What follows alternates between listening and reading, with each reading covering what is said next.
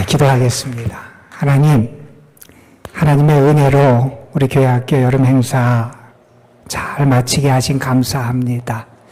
참여한 모든 어린이들, 우리 학생들, 청년들, 주님을 저들이 경험한 그 은혜를 잘 붙잡고 간직하게 하여 주시고, 하나님이 기뻐하시는 하나님의 사람들, 하늘 백성으로 성장해 갈 수 있도록 은혜를 더하여 주옵소서. 이 시간 우리가 함께 예배를 드리며 주님의 말씀을 전하고 듣습니다. 부족한 것은 가려주시고 우리 모두에게 하늘의 은혜가 임하는 시간이 되게 하옵소서. 우리 구주 예수 그리스도의 이름으로 기도드리옵나이다. 아멘. 제가 좀 노력해 볼게요. 좀 한 시간 설교를 좀 줄여보려고 노력할 테니까 너무 긴장하지 마시고 편안하게 함께 말씀 앞으로 나아갔으면 좋겠어요. 천문학자가 있었대요. 여러분, 천문학자가 뭐 하는 사람인지 어린이들 알아요? 하늘을 관찰하고 우주를 관찰하는 그러한 분이에요. 천문학자 한 사람이 있었는데, 이 천문학자는 하늘의 별을 특별히 관찰하는 그런 사람이었어요. 그러니까 밤만 되면 고개를 들고 하늘을 보면서 다니는 게 이 사람의 습관이었고, 그런 삶을 살았어요. 그랬던 천문학자가 어느 날 밤 하늘의 별을 보고 가다가 우물에 빠지고 말았대요. 우물에 빠져서 소리를 지릅니다. 살려달라고. 그때 마침 그 천문학자를 아는 사람이 그 옆을 지나가게 됐어요. 소리가 들려서 우물에 가보니까 자기가 아는 천문학자가 거기 빠져 있는 거예요. 천문학자를 향해서 이 사람이 이런 이야기를 했다 그럽니다. 여보게, 자네는 하늘보다 먼저 땅에 대해서 알아야 할 것 같네. 이런 얘기를 했다 그래요. 여러분, 우리는 뭔가 내가 거창한 걸 할 것 같고 그것을 바라보며 사는 것처럼 생각하지만, 사실 한 치 앞 내 발 앞에 무슨 일이 벌어지는지도 알지 못하는 게 우리들의 모습이다 하는 거예요. 여러분, 정말 지혜로운 사람은 어떤 사람이냐 하면 내 자신의 연약함을 아는 사람이고, 정말 지혜로운 사람은 하나님의 역사하심을 믿고 의지하며 살아가는 사람이 정말 지혜로운 사람이다 하는 것을 우리가 기억할 필요가 있을 것 같아요. 우리들이 자꾸 착각하는 게 하나 있어요. 내가 내 인생의 주인이고 내 계획대로 내 인생이 될 수 있을 것이다. 우리는 자꾸 우리 자신에게 그렇게 확신을 시키고 그런 생각을 우리에게 심어주려고 노력을 합니다.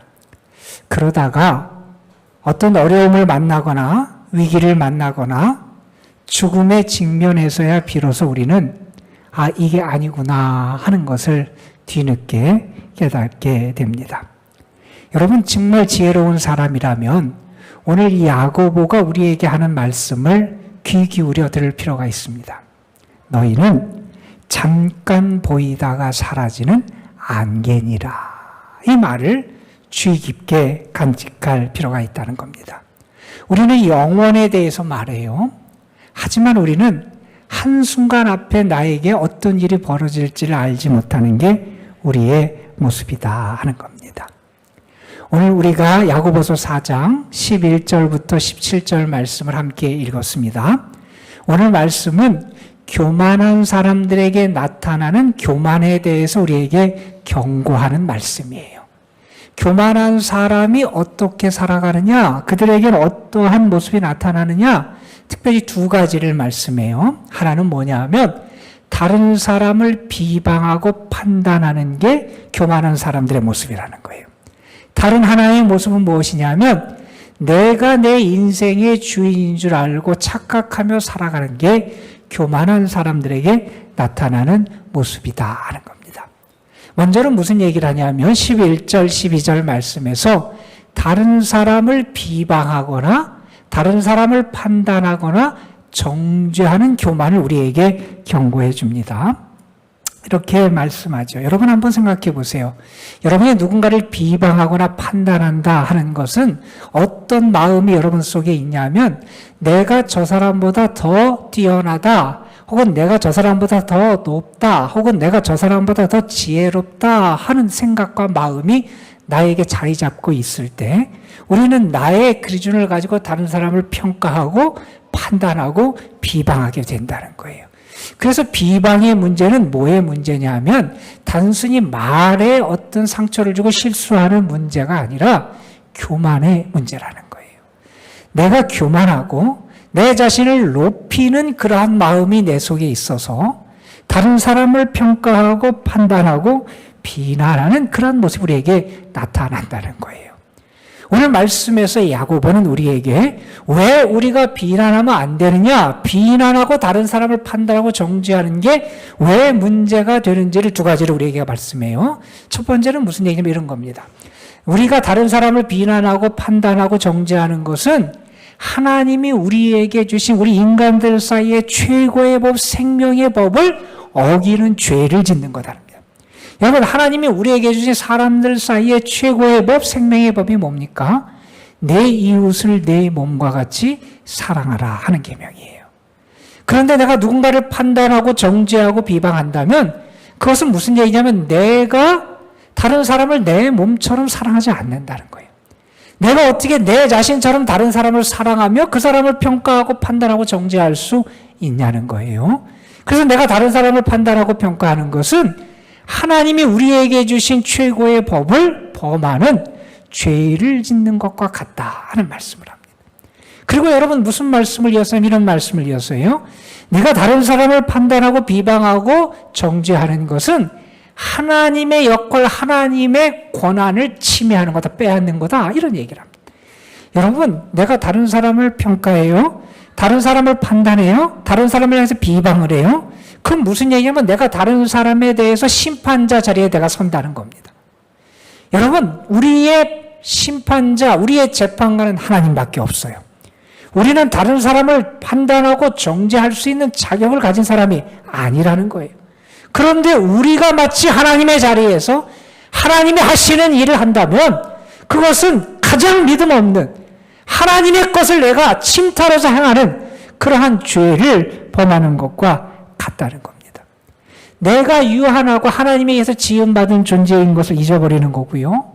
하나님의 나를 판단하고 나는 하나님의 판단을 받는 존재임을 잊어버리는 교만한 모습이 있기 때문에 다른 사람을 평가하고 판단하고 정죄하고 비방하는 죄를 범하게 된다는 겁니다.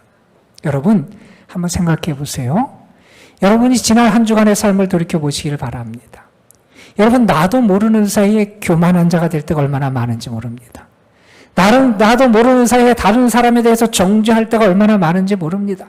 다른 사람을 비방하고 다른 사람을 판단하는 그러한 모습을 지닐 때가 우리에게 얼마나 많이 있었는지 모른다는 거예요. 여러분, 저는 여러분이 다른 사람을 세워줄 수 있는 사람이 됐으면 좋겠고요. 여러분을 통해서 다른 사람이 살 수 있는 희망을 가질 수 있는 그런 희망을 나누고 전할 수 있는 주님의 사람들이 되시기를 주님의 이름으로 축복합니다. 여러분, 월터 스콧이라고 하는 영국의 문학가가 있어요. 19세기 아주 유명한 영국의 문학가예요. 그런데 그분은 학교 다닐 때 어릴 때 학교에서 그리고 아이들에게 어떤 놀림을 받았냐면 멍청한 아이라는 놀림을 받았대요. 그리고 예전에 영국에서는 그런 일이 있었답니다. 요새는 그런 일을 안 하겠지만 학교에서 열등하고 못 따라온 아이들에게는 특별히 모자를 하나 씌웠대요. 그 표를 나타내기 위해서 아마 관심을 가지라고 하는 표 때문에 그랬을지 모르겠지만 그런 일을 행했대요. 그래서 그 아이는 이 스콧이라고 하는 아이는 그 열등생을 나타내는 모자를 쓰고 교실 구석에서 아주 침울하게 학교 생활하는 그런 아이였다는 거예요. 그런데 이 아이에게는 좋아하는 게 있었대요. 뭘 좋아했느냐? 시를 좋아했대요. 그래서 좋은 시를 암송하는 게 그의 재미있고 즐거움이었다 그래요.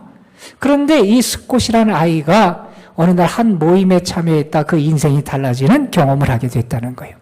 13살 때 한 모임에 갔는데 그 모임은 문학가들이 모이는 모임이었고 그 모임에서 이 스콧이라는 아이가 시를 암송하는 것을 안 어떤 분이 시를 암송해봐라 이렇게 시켰다는 거예요. 그래서 사람들 앞에서 자기가 암송하고 있는 시를 낭송을 했어요. 우리 어린이들 시 외우는 거 있어요? 몰라도 돼, 괜찮아. 시를 낭송을 했어요. 그런데 그 자리에 누가 있었냐면 로버트 번즈라고 하는 당시 영국에서 가장 유명한 시인이 있었는데 그 시인이 낭송하는 이 스콧이라는 아이의 낭송을 들은 다음에 그 아이를 불러서 이렇게 칭찬을 해줬대요. 꼬마야, 너는 언젠가 영국의 유명한 인물이 될 거야. 여러분, 이 아이는 지금까지 어떻게 살았습니까? 멍청한 아이라고 아이들의 놀림을 받았습니다. 학교에서는 열등한 학생이라고 하는 표를 받는 모자를 쓰고 사람들의 무시를 당하면서 살았던 것이 이 아이의 삶이었습니다. 그런데 자기가 좋아하는 시, 그것도 자기가 좋아하는 시인이 자기를 격려하고 칭찬하는 말을 들었어요. 그날 이 아이의 인생이 달라지는 출발점이 됐다는 겁니다. 여러분, 저는 여러분 때문에 다른 사람이 행복했으면 좋겠습니다. 여러분 때문에 다른 사람이 여러분의 격려와 여러분의 사랑과 칭찬 때문에 다른 사람의 삶이 회복되고 살아나는 은혜를 누리는 삶이 되시기를 주님의 이름으로 축원합니다, 여러분. 오늘 말씀해 보면 13절 이하의 말씀해 보면 교만한 자의 또 다른 모습을 우리에게 경고합니다. 두 번째 경고는 이겁니다. 어떤 사람들이 있느냐? 자신의 생명, 자신의 시간, 자신의 일이 자기 뜻대로 될 줄 아는 교만한 사람들이 있다는 거예요. 여러분 13절에 이런 사람들이 등장해요. 어떤 계획을 가진 사람들이 등장하느냐? 오늘이나 내일이나 우리가 아무 도시에 가서 거기서 1년을 유하며 장사하여 이익을 보리라 계획하는 사람이 있다는 거예요. 이 사람들은 아주 좋은 계획을 가지고 있어요. 장사, 무역을 하겠다는 거예요. 어느 도시에 가겠다는 거예요. 그곳에서 1년 동안 머물면서 열심히 일해서 자기가 돈을 벌겠다. 이런 계획을 가진 사람이 있다는 거예요. 그런데 이 계획에 문제가 있다는 거예요. 야고보가 우리에게 지적하는 문제는 이겁니다. 이것은 무언가가 부족해 있다는 거예요. 그들의 계획에는 하나님의 뜻이 전혀 관여하고 있지 않다는 거예요. 그들의 계획에는 하나님이 들어갈 자리가 없더라는 거예요. 여러분, 우리는 이 사람들을 믿음 없는 사람이라고 판단하고 그렇게 말할지 모르겠습니다. 그러나 여러분 한번 생각해 보십시오. 여러분의 인생의 계획에 하나님이 서 계신 자리가 있습니까? 여러분, 지난 한 주간 살아오면서 여러분이 계획하고 행한 일, 여러분이 정말 하나님을 염두에 두고 하나님의 주권을 염두에 두고 하나님의 도움과 하나님의 뜻을 염두에 두고 그 계획을 하고 살아가는 삶을 살았습니까? 우리가 믿음의 사람이라 그러지만 우리가 계획하고 우리의 인생을 살아가는데 우리의 인생의 자리에 하나님이 들어올 자리가 없어요. 내가 계획하고 내 힘으로 살아가고 내가 아우성하고 내가 뭔가 노력해서 그래서 살아가는 게 내 인생이라고 하는 그런 생각을 하고 살아가는 게 우리의 모습이 아니냐는 겁니다. 여러분, 오늘 말씀에서 야고보는 이러한 계획, 이러한 자랑이 헛된 것임을 말합니다. 왜 그것이 잘못되어 있느냐? 이것은 뭐를 모르냐 하면 우리의 인생이 그냥 우리가 사라지는 안개와 같은 덧없는 존재임을 알지 못한다는 거예요. 내가 영원할 것 같아요. 여러분, 안개가 끼지만 그 안개가 햇빛이 비치면 이제 사라져요. 우리의 인생이 안개와 같은 그런 인생임을 알지 못한다는 겁니다. 시인은 시편 102편에서 이렇게 자기의 삶에 대해서 노래합니다. 내 날이 기울어지는 그림자 같고 내가 풀에 시들어짐 같으니이다. 내가 기울어지는 그림자 같다는 거예요. 시들어가는 풀 꽃과 같다는 거예요. 그런데 나는 내가 그러한 존재임을 인식하지 못하고 살아간다는 거예요. 여러분, 그러면서 오늘 말씀에서 야고보는 이렇게 거창한 계획을 가지고 나름대로 뭔가 좋은 계획을 가지고 살아보려고 하는 사람에게 무언가를 대비시킵니다. 무엇을 대비시키냐면 내가 얼마나 덧없는지를 알려는 거예요. 그러면서 이런 말을 합니다. 내일 일을 너희가 알지 못하는도다. 너희 생명이 무엇이냐? 너희는 잠깐 보이다가 없어지는 안개니라. 내일 일을 알지 못하는 존재라는 거예요. 여러분, 지혜자 솔로몬은 잠언 27장에서 이렇게 우리에게 충고합니다. 너는 내일 일을 자랑하지 말라. 하루 동안에 무슨 일이 일어날지 내가 알지 못함이니라. 여러분, 우리는 내일 일을 알지 못하는 존재라는 거예요.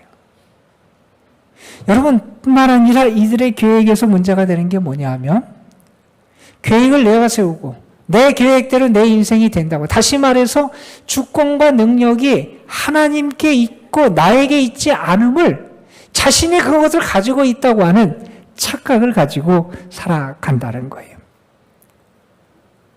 여러분은 어떻습니까? 여러분의 삶에 좋은 계획도 있고, 우리가 좋은 계획을 세우며 살아가는 것 결코 잘못된 일은 아니죠. 그것이 정죄당할 그러한 죄목은 아닙니다. 그러나 한번 생각해 보십시오. 여러분의 인생의 계획에, 여러분의 삶의 계획에, 여러분의 삶에 하나님이 함께 하시고 여러분은 하나님의 뜻을 염두에 두며 살아가는 신앙의 삶을 살아가고 계십니까? 그렇지 못하다면 여러분도 하나님에 대해서는 관심이 없고, 하나님의 뜻과 하나님의 섭리에 대해서, 하나님의 주권에 대해서는 관심이 없는 이 사람들과 크게 다르지 않다는 겁니다. 저는 여러분에게 부탁을 드립니다. 이번 한 주간 여러분이 이러한 삶을 좀 사셨으면 좋겠습니다.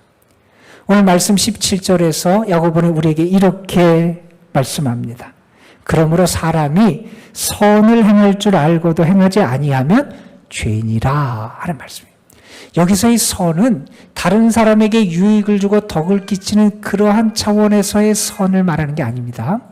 여기의 선은 하나님이 기뻐하시는 것, 하나님의 뜻을 이루고자 하는 그러한 마음, 그러한 삶을 살아가는 것을 선을 행한다 그래요. 내가 나의 삶에서, 여러분 분명한 목표를 세우십시오. 이 한 주간 나의 삶에서 하나님의 뜻을 내가 행하는 그런 선한 삶을 살아가겠다라고 하는 그런 목표가 여러분에게 있길 간절히 소망합니다. 여러분, 그러면서 여러분에게 부탁을 드립니다. 여러분, 그러한 계획을 가지고 살아가더라도 여러분이 잊지 말아야 될, 분명히 붙잡고 살아야 될 중요한 것이 있다는 겁니다. 그 조건 단서는 뭐냐 하면 주가 허락하시면 이라는 거예요. 여러분, 우리는 신앙인이라 그러는데 우리는 이 말을 잊고 살은 지가 참 오래됐습니다. 내가 무슨 일을 하더라도 주님이 허락하시면, 주님의 뜻이면 내가 이 일을 합니다. 여러분, 바울이 에베소에서 오랫동안 교회를 섬기고 교회를 안정되게 그렇게 사역하고 세우는 일을 감당했어요. 그러다가 에베소를 떠나게 됩니다.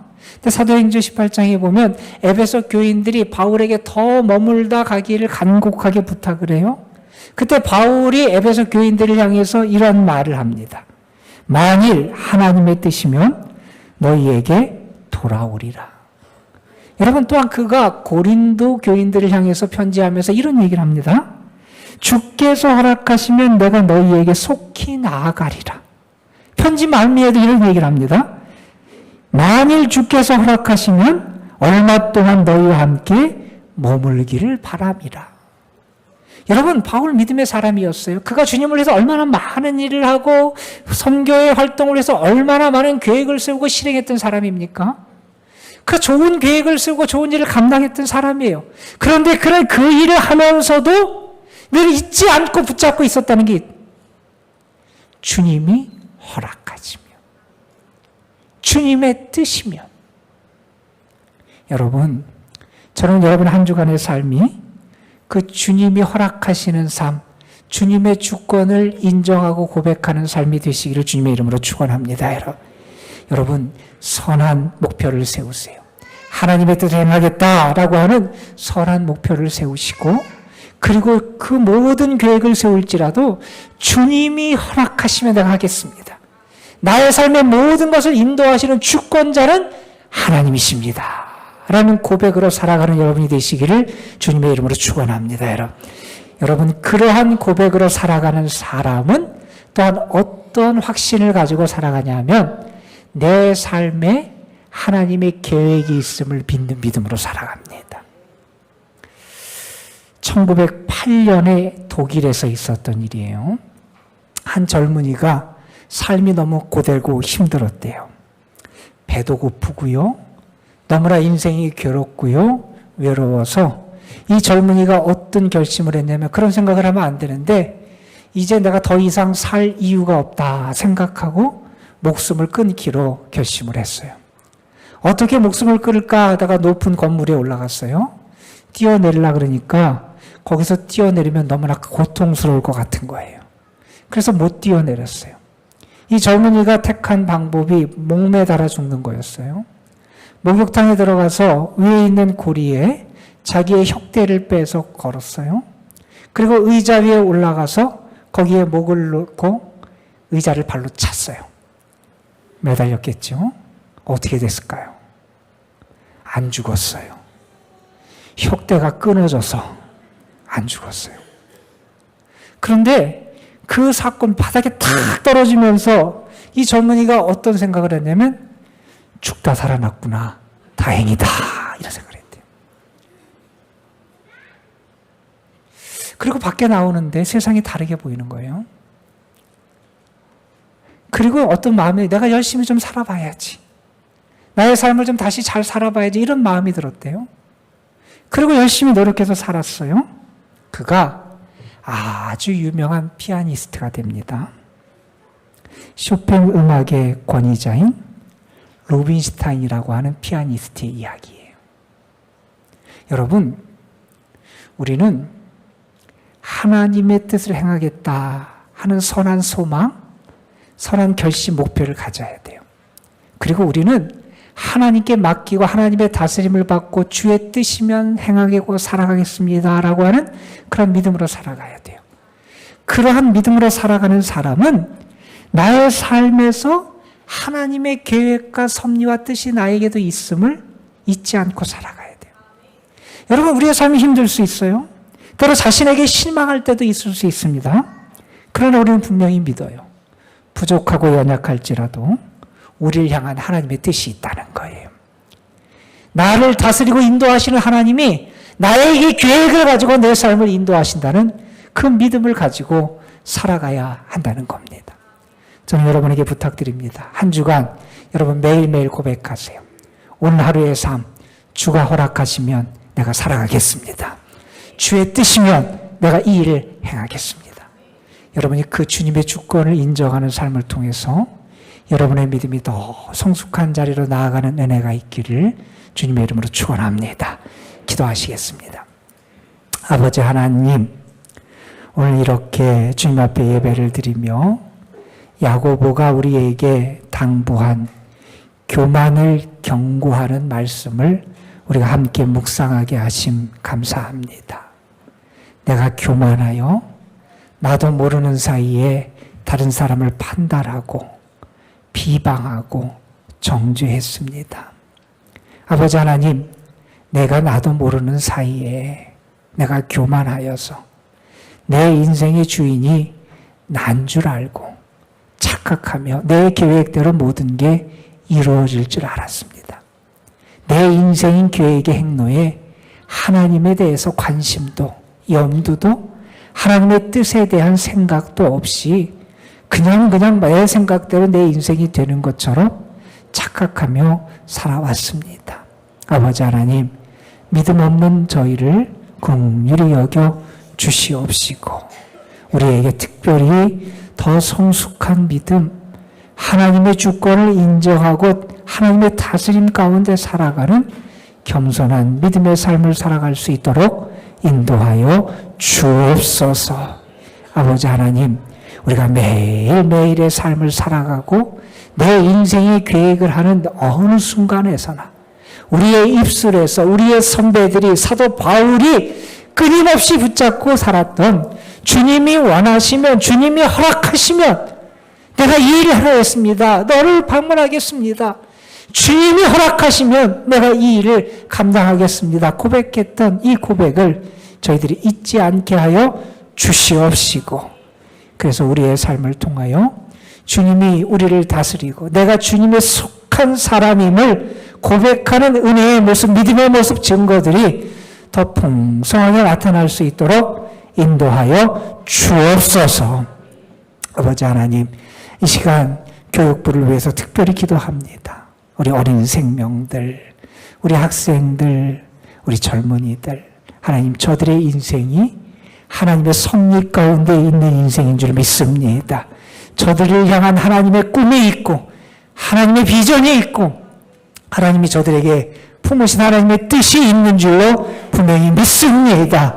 하나님, 저들이 하나님과 함께 살아가는 하나님의 사람들이 되게 하여 주시고 믿음의 눈을 가지고 하나님을 바라보고 자신의 삶을 바라보고 하나님과 함께 하나님의 은혜 가운데 살아가는 믿음의 승리자들이 되게 하여 주옵소서. 우리 구주 예수 그리스도의 이름으로 기도드리옵나이다. 아멘.